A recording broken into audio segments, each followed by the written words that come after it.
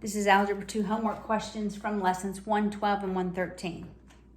Okay, so from 112 on page 454, we're going to start with problem number 1. There were 20 nickels, dimes, and quarters. So if I added the nickels to the number of dimes to the number of quarters, we have 20, right? That's adding them up. Remember, we're going to have how many, right? And then we're going to have how much. And because I have 3 variables, I'm expecting 3 equations, all right? Whose value is $3.25, $3.25. So if I multiply their value times how many I have and add all that up, I get $3.25. So once I have 2 decimal places for all of my values, then I can just write 5n plus 10d plus 25q is 325. It's as though I'm multiplying every term by 100. And then it says, if there were twice as many quarters as dimes. So I have more quarters. Quarters. How many do I have? Twice as many as dimes. All right, so I'm going to begin first by substituting in for q in every one of these. I'm going to substitute in 2d. All right. All right, so I'll go over to the right sum. So that's nickels plus dimes plus 2d equals 20. Our nickels plus 3d equals 20. Probably going to go ahead and solve for nickels. 20 minus 3 dimes, and I'll substitute that in for nickels, all back in this equation. All right, so here I have 5n plus 10d plus 25 times for quarters. I'm substituting in 2d equals 325. I'm going to multiply that, but as I multiply for n, this is what I'm going to substitute in. All right, so it's going to be 5 times 20 minus 3 times the number of dimes plus 10d plus 50d equals 325. So when I distribute the 5, I end up with 100 minus 15d plus, I'm going to combine those, that's 60d equals 325. I'll subtract the 100 on both sides. Combine these 2 terms. So I have 45d equals 225. I'll take 225 and divide it by 45 on both sides. And the number of dimes is 5. All right, I have 5 dimes. Once I have dimes, I can go back up here and solve for quarters. So twice as many quarters. So quarters, I have twice as many, so I have 10 quarters. All right. I can go here and solve for nickels. Nickels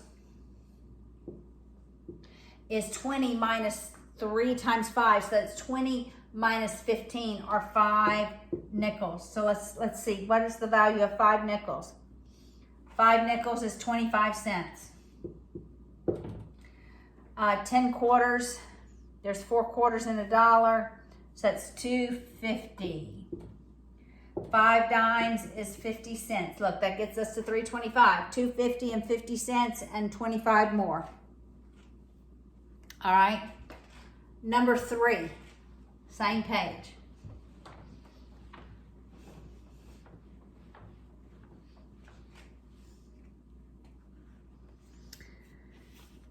All right, the bookstore went out of business because the markup used, okay, so this is markup. So sales price equals purchase price plus your markup. It's about to give me some information on the markup. The markup they used, so here's the markup. Markup was 20%, so 0.20 of the selling price. If they sold 1 shipment for a total price of $1,800, what'd they pay for the books? They sold So it's selling price 1,800 equals the purchase price plus, look what my markup is. It's 0.20 times the sales price. Well, the sales price is 1,800, right? So 1,800 times 0.2 is 360.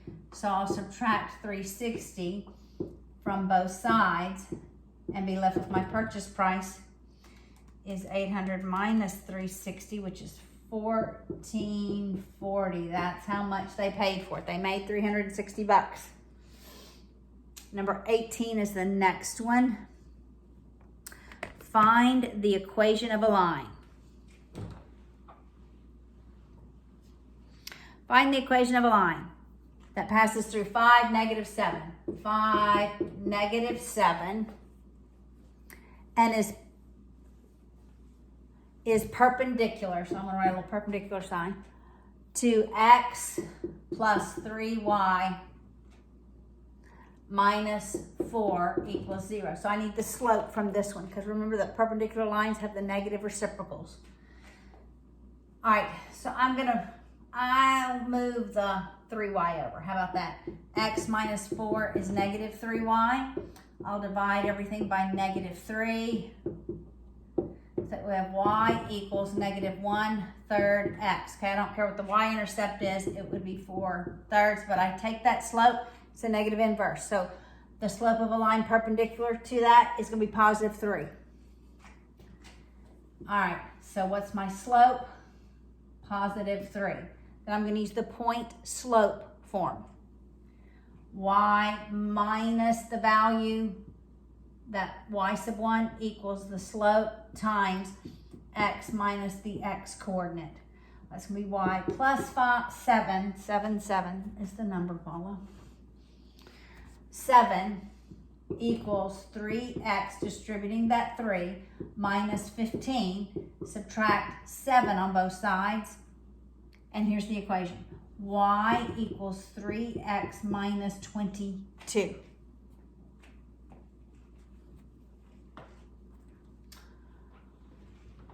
All right, I want to go back and look at lessons 105 and 106. All right, so let's go work the practice problems. Then I'll stop the video and I'll do the questions from 113. So 105, on page 436. So solve by factoring. -5x minus 12. So this is lesson 105, the practice problems. -5x minus 12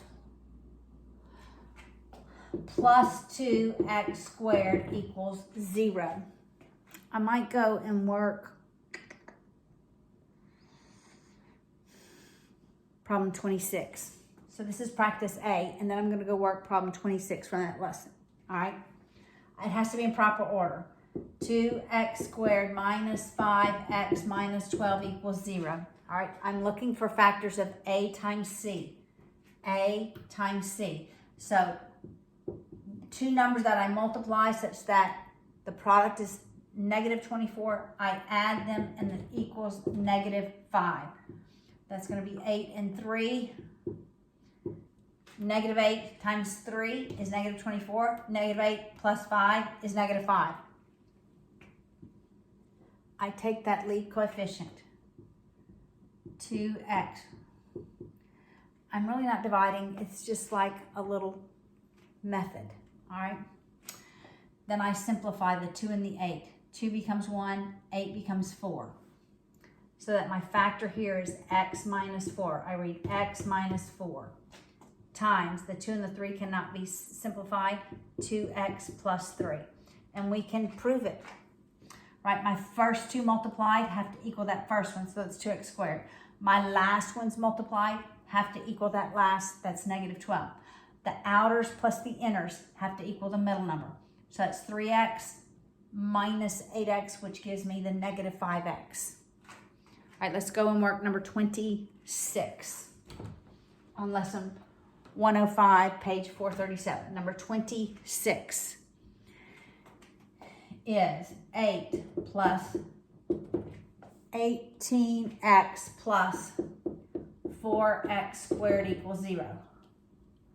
Okay, it's not in the proper order, so we have to put it in the proper order. 4x squared plus 18x plus 8 equals 0. Okay, the first thing I see is I can factor 2 out of every term. So when I factor out a 2, I'm left with 2x squared plus 9x plus 4. Okay, this was just a little easier to work with. I'm looking for factors of 2 times 4 is 8, so multiply. These numbers give me 8, but added together, it equals 9. That's 1 plus 8. I then write 2x, that lead coefficient with an x, and I simplify. I cannot simplify the 2 and the 1, so this factor, don't forget my 2. 2 times these, 2x plus 1. I can simplify my 2 and my 8, and this is going to be x plus 4. Okay, I didn't solve them. All right, you solve them by setting every term equal to 0. Only the ones that have an x, not the 2. So 2x plus 1 equals 0, and x plus 4 equals 0, and you solve for x. So this is 2x equals negative 1, x is negative 1 half, and this factor x is negative 4. What am I solving for? I'm solving for the x-intercepts. That is where this equation crosses the x-axis. It's also called roots, solutions, zeros, x-intercepts. All right, lesson 106. I'm going to work problem 5 on page 439. Problem 5 on page 439. So I have 3x plus y minus 3y. 3x minus 3y. There's no z. I'm going to leave some space. Equals 9. Right? I'm leaving space because I want to see them one under the other so that I see which ones I want to use to eliminate. This middle equation is 4x plus z. So 4x plus z equals 5. And then the last one, 4y plus 2z. 4y plus 2z equals negative 10. All right, it doesn't matter which ones you eliminate. I'm going to eliminate z because all I have to do is multiply this equation by negative 2. That's a negative 2z. When I add them, I'll be left with only x and y. And then I'll use that equation to work with that first one. All right? So I'm going to take this middle equation, multiply it by a negative 2. And I'm going to write it down here. So that's negative 8x minus 2z equals negative 10. And I will add them. My z's eliminate. I have negative 8x plus 4y equals negative 20. Okay. And then I have this equation. Here are my thoughts. You use substitution or elimination with this equation and this equation. I'll go ahead and eliminate y. I'll tell you what my thought is. I would divide every term by 3, and then I probably would use substitution. But I'm going to go ahead and use elimination. So I'm going to eliminate my y's because they are up and they're smaller than 3 and 8. All right, so I'm going to multiply this equation by 3, and I'll multiply this equation by 4. All right? So first I'll multiply this equation by 3. That's negative 24x plus 12y equals negative 60. I multiply this equation by 4. So I'm going to have 12x minus 12y equals 36. My y's eliminate. I'm left with negative 12. X equals, what is that? Negative 24. Dividing both sides by negative 12. X is 2. Okay, once I have X, I'm going to work my way back up. I am probably going to, I'm going to go back to this first equation. I'll substitute 2 in for X. All right, so I have 3 times 2 minus 3y equals 9. That's 6, so I'm going to subtract 6 on both sides. So I have negative 3y equals positive 3. So y is negative 1. Now I just need the value of z. I'm probably going to go into this equation and solve for z. So 4 times 2 plus z equals 5. That's 8. Subtracting 8 on both sides, the value of z is negative 3. I have all 3 values.